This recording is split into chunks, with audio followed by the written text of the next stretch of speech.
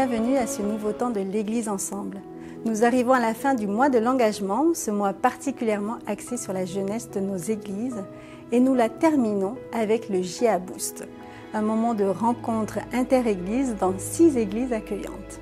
C'est également la fin de la semaine de prière de la jeunesse et Cornel Serban, pasteur et adjoint au département de la jeunesse, nous demande « Qu'y a-t-il dans ta main ?»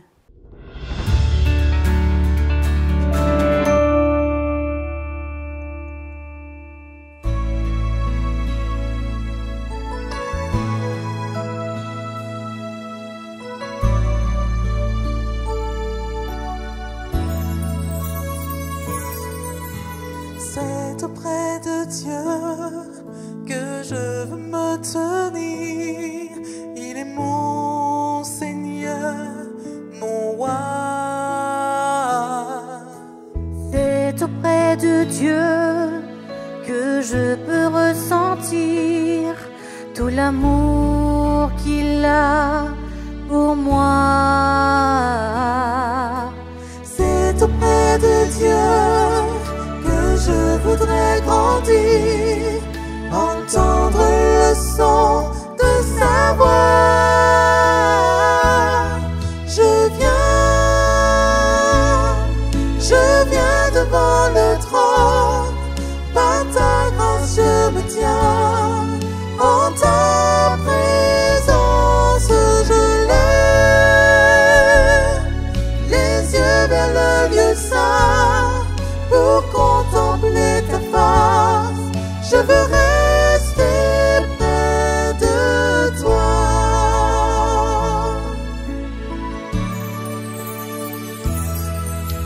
C'est auprès de Dieu que je veux me tenir. Il est mon Seigneur, mon roi.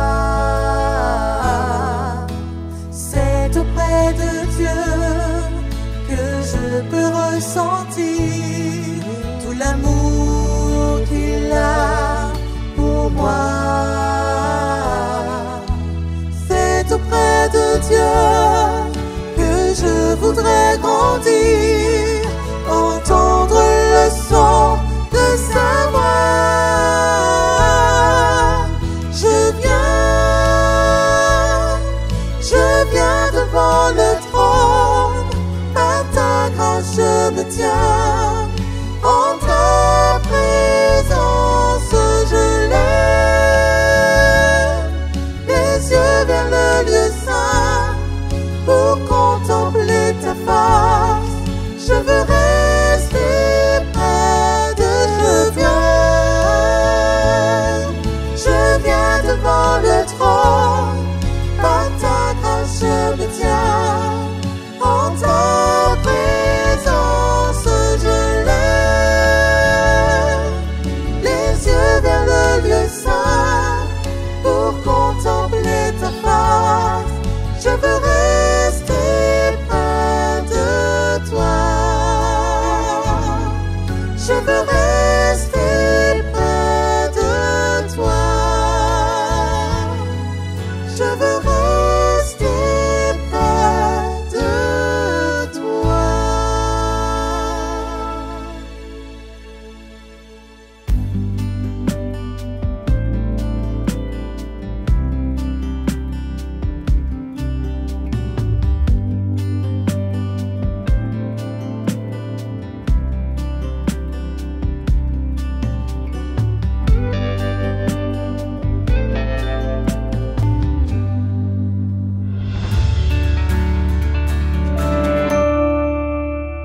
Qu'y a-t-il dans ta main? Bienvenue dans ce culte qui se trouve juste à la fin de la semaine de prière de la jeunesse. Et pendant cette semaine de prière, nous avons abordé chaque jour une question. Et la question d'aujourd'hui, c'est « Qu'y a-t-il dans ta main ?» Quelle est votre réponse quand il y a quelqu'un qui vous demande à faire quelque chose et vous ne vous sentez pas trop qualifié pour faire cette chose-là? On se retrouve parfois avec des choses à faire dans la vie et devant cette chose, on se dit je suis pas à l'aise, je suis pas capable, je suis un peu effrayé, ça nous fait peur parfois de commencer quelque chose. Je me sens mal à l'aise, je suis sensible, ce sont des excuses qu'on utilise parfois pour ne pas accéder à l'invitation qui nous a été faite. Il y avait une fois 3 filles qui se trouvaient dans une voiture qui roulait sur l'autoroute et quand ils ont regardé la voiture qui se trouvait juste derrière elles, il y a eu un accident. Et les filles, ils ont décidé de s'arrêter et de voir si est-ce qu'ils peuvent faire quelque chose. Quand ils arrivent à côté de la voiture, ils se rendent compte qu'à l'intérieur de la voiture, il y avait un maman qui était devant, qui conduisait, et derrière, il y avait 2 enfants. Mais bien sûr, elle n'avait pas la préparation pour faire quoi que ce soit. Ils ont juste appelé les pompiers, mais tout de suite après, il y a une autre voiture qui s'arrête et dans la voiture, il y avait un infirmière. Ils se mettent tout de suite en contact avec les pompiers qui étaient en train d'arriver et il se dit, l'infirmière, il se dit, il faut qu'on fasse quelque chose. Elle regarde tout de suite la maman qui était devant et elle voit qu'il y avait une hémorragie assez importante au pied droit, mais il y avait aussi les enfants qui étaient derrière, qui étaient vraiment coincés dans la voiture. L'infirmière, il se dit, il faut qu'on arrête d'abord l'hémorragie. Elle demande aux filles, est-ce que vous pouvez m'aider? Et les filles se disent, mais non, mais nous, ça nous fait mal de regarder le sang. Mais enfin, vu qu'il y avait une urgence, une des filles, elle dit, allez, dis-moi, qu'est-ce qu'il y a à faire, je le ferai. Et l'infirmière, elle lui montre juste qu'il fallait appuyer assez fort sur une zone du pied pour arrêter l'hémorragie. Et dans ce moment-là, l'infirmière, il s'occupait des enfants qui étaient derrière. L'ambulance, elle arrive pas longtemps après et à la fin, on se rend compte que tous les 3, ils sont vraiment sauvés. Même si la maman, elle était vraiment en danger à cause de l'hémorragie. La fille, elle n'avait pas de préparation pour faire cela. Mais elle était là. Parce que, vous voyez, parfois, on demande à quelqu'un de faire quelque chose, non pas parce qu'il est capable, sinon parce qu'il est disponible. C'est pour ça qu'on se pose cette question, et la question elle est importante. Est-ce que tu es disponible? Parce que si tu es disponible, peut-être que si on te demande de faire quelque chose, on aura la possibilité aussi de capacité de faire cela. Le problème, c'est que parfois, les personnes qui sont capables, ils ne sont pas disponibles. Et ceux qui sont disponibles, on se dit, on ne va pas leur demander de faire quelque chose parce qu'ils ne sont pas capables. On se trouve vraiment coincé par cela. Je vous invite à regarder un tout petit peu l'exemple de Moïse. Et comme ça, on verra aussi ensemble le contexte de la question qui se trouve à la base de cette méditation. Qu'y a-t-il dans ta main?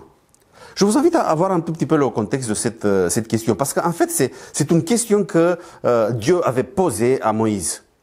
Un jour, Moïse, ça faisait 40 ans qu'il était en train de garder les moutons, les brebis de son beau-père dans le désert. Et tout d'un coup, il y a Dieu qui vient et qui lui demande de retourner en Égypte et de libérer son peuple. Et face à cette demande, Moïse, d'un côté, il se voit pas du tout qualifié pour faire cela, et de l'autre côté, je crois qu'il était vraiment bien là où il était, et il n'avait pas du tout envie de revenir en arrière, de retourner en Égypte, là où il y avait quelques problèmes par rapport à ce qu'il avait fait avant. Et il commence à s'excuser. Mais je suis pas capable, je peux pas parler assez. Tu me demandes d'aller parler à Pharaon, mais j'ai pas trop envie d'aller lui parler. Je suis pas capable à faire cela. Il y a plein d'excuses qu'il s'invente. Et face à cela, il y a Dieu qui lui dit, mais qu'y a-t-il dans ta main? En fait, je vous invite à faire la lecture des 4 versets qui se trouvent en Exode chapitre 4. Et on va commencer au verset 2 et on va voir ensemble cette histoire. C'est vrai que c'est une histoire assez connue, mais ça sera pas mal de faire cette lecture et de la revoir dans la Bible. Je disais, je vous invite à ouvrir vos Bibles et m'accompagner dans la lecture de la Bible en Exode chapitre 4. Et c'est à partir de verset 2. L'Éternel lui dit, « Qu'y a-t-il dans ta main ?» Il répondit, « Un bâton. » Et l'Éternel dit, « Jette-le par terre. » Il le jeta par terre et le bâton devient un serpent. Moïse fuyait devant lui. L'Éternel dit à Moïse, « Étends ta main et saisis-le par la queue. » Il étend sa main, il le saisit, et le serpent redevient un bâton dans sa main. C'est la manière de Dieu de dire à Moïse, « Moïse, je vois bien tes capacités, je vois bien peut-être les limites de ce que tu es, mais je peux faire en sorte, si tu es prêt à rentrer dans cet appel que je t'ai fait, je peux faire en sorte qu'il y a une croissance en toi qui te fera capable d'aller devant Pharaon, de faire sortir ce peuple d'Israël d'Égypte, et l'amener jusqu'à Canaan. On va laisser Moïse cette histoire. Vous pouvez continuer à réfléchir sur cette histoire parce qu'elle est vraiment intéressante après. Mais je vous invite à se poser cette question, à revenir sur la question. Et en fait, je me pose la question et je te pose la question à toi. Qu'y a-t-il dans ta main? Et qu'est-ce que ça peut représenter, le bâton qui était dans la main de Moïse? Le bâton, il peut représenter ton attention. Si vous êtes comme moi, vous avez aussi cette tendance de vous mettre parfois en pilote automate. On avance dans la vie, on avance dans la journée sans trop nous arrêter sur les choses. On voit passer des choses, on voit des personnes, on rencontre des personnes, mais ça passe vite et on est toujours, on avance, on essaie d'avancer et on ne s'arrête pas sur les choses. Il y a l'expérience de Moïse. Qui était dans le même désert où il a été appelé par son Dieu, quand il a vu un buisson ardent, c'est pas quelque chose de normal. Il a vu ce miracle en train de se produire et il se pose la question, mais c'est quoi ça? En fait, la Bible, elle nous dit d'une manière assez claire qu'il était en train de passer par là, de continuer son trajet, mais tout d'un coup il se dit, je vais retourner. Voilà, il va se concentrer sur ça parce que ça lui a attiré l'attention, mais il ne passe pas de côté de ça. Et en fait, là, c'est Dieu qui l'interpelle, c'est Dieu qui lui parle, c'est Dieu qui se trouvait dans le buisson ardent. Nous, parfois, on passe à côté de plein de choses parce qu'on ne fait pas attention, on ne s'arrête pas. On a parfois des occasions de se retrouver avec des personnes et on ne s'arrête pas un tout petit peu pour les connaître un peu plus, pour découvrir leurs besoins un peu plus. Et si on ne s'arrête pas, si on ne fait pas attention, après on n'est pas prêt à les servir. On pourrait faire plein de choses si on fait un peu plus attention à tout ce qui se passe autour de nous. Le bâton aussi, on peut le voir comme les efforts qu'on va faire. Je t'invite en fait, et c'est une invitation que je lance pour moi aussi, je t'invite de prêter attention, d'ouvrir les portes des nouvelles opportunités pour coopérer avec les autres. En fait, si on regarde un peu Jésus, si on va se centrer un peu sur Jésus, on se rend compte qu'il y a plusieurs fois dans les évangiles que c'est mentionné que Jésus, il regardait, Jésus, il a vu. Mais pour voir, il faut s'arrêter sur les choses, sur les personnes. Il faut faire attention. Dieu, il demande ton attention. Mais si c'est juste l'attention, ça ne suffira pas. Parce que si on va regarder les choses, si on va se rendre compte qu'il y a des besoins autour de nous, peut-être qu'il faut qu'on passe à l'action. C'est pour ça qu'il y a besoin de faire des efforts. Mais j'aimerais pas qu'on soit confondu sur cela. Quand je parle des efforts, il ne s'agit pas de faire des efforts pour être sauvé. Ça, c'est clair. Le salut, ça vient pour le sang de Jésus, pour le sacrifice de Jésus. Ça, c'est un don. Et ça, c'est quelque chose qu'on va recevoir, qu'on a reçu à travers le sacrifice de Jésus. Il ne s'agit pas de ça. Mais il s'agit peut-être d'une certaine croyance. Et celui qui est le mieux placé pour parler de cela, c'est Pierre. Et je vous invite à ouvrir les Bibles à 2 Pierre, le premier chapitre. Et on va lire ensemble le versets 5 et 7. Et dans le deuxième épître de Pierre, le premier chapitre, le verset 5 à 7, Pierre nous dit, à cause de cela même, faites tous vos efforts pour joindre à votre foi la vertu, à la vertu la science, à la science la tempérance, à la tempérance la patience, et à la patience la piété, et à la piété l'amour fraternel, et à l'amour fraternel la charité. Car si ces choses sont en vous, si sont avec abondance, elles ne vous laisseront point oisifs ni stériles pour la connaissance de notre... Voilà, je parle de ça quand je parle de faire des efforts, de rejoindre tout ce que les capacités qu'on a, toutes ces valeurs qui se trouvent en nous, de le mettre ensemble au service des autres. Et si on arrive à mettre ensemble toute la liste que nous avons trouvée dans 2 Pierre 1, 5 à 7, on peut parler d'une croissance graduelle. On est attentif, mais après, on va mettre tout en place pour avoir cette croissance et pour mieux servir les autres. Il y a un autre bâton qui se trouve dans ta main. Il est important aussi. Ce bâton, il s'appelle aujourd'hui.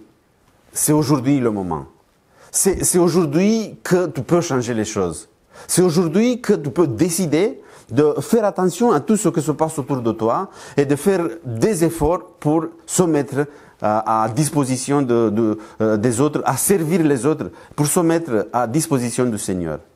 Seigneur, on le voit aussi quand il a appelé ses disciples. Il n'a pas appelé les plus capacités.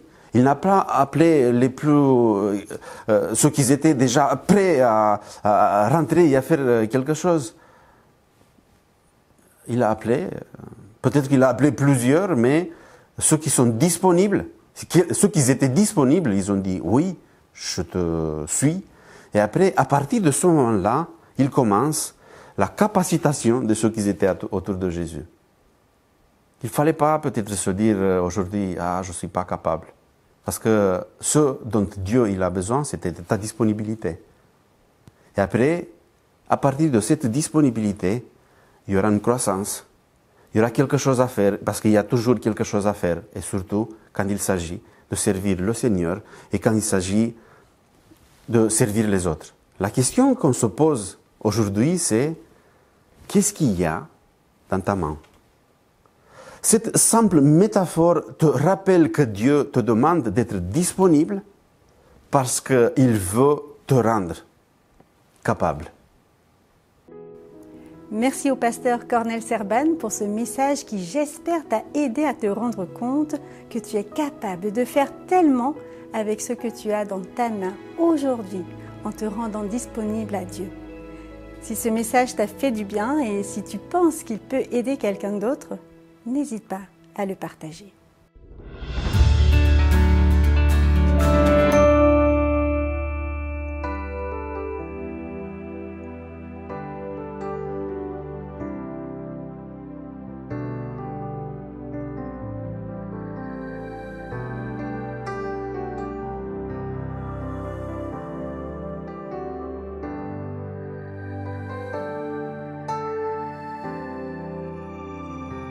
Au-dessus des puissances, au-dessus des rois, au-dessus de la nature et de la création,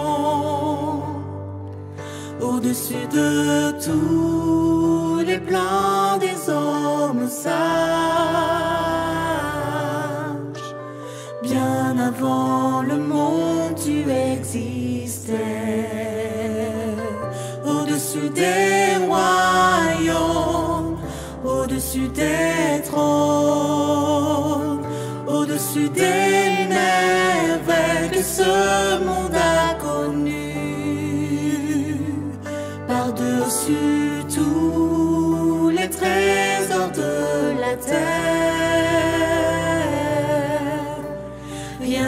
peut mesurer ta valeur. Crucifié, seul abandonné, tu as souffert, méprisé, rejeté, telle une rose foulée par nos pieds. Tu m'as sauvé, tu m'as aimé par-dessus tout,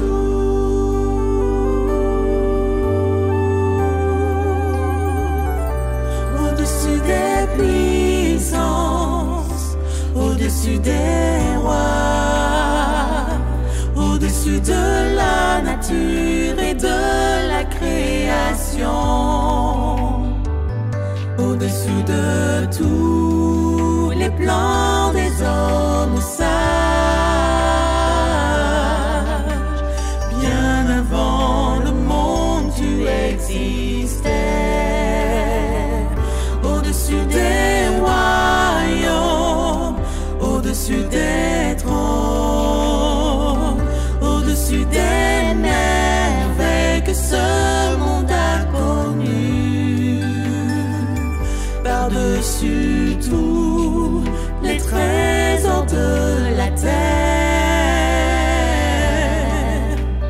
Rien ne peut mesurer ta valeur. Crucifié, seul abandonné, tu as souffert, méprisé, rejeté, telle une rose foulée par nos pieds. Tu m'as sauvé, tu m'as aimé par-dessus tout,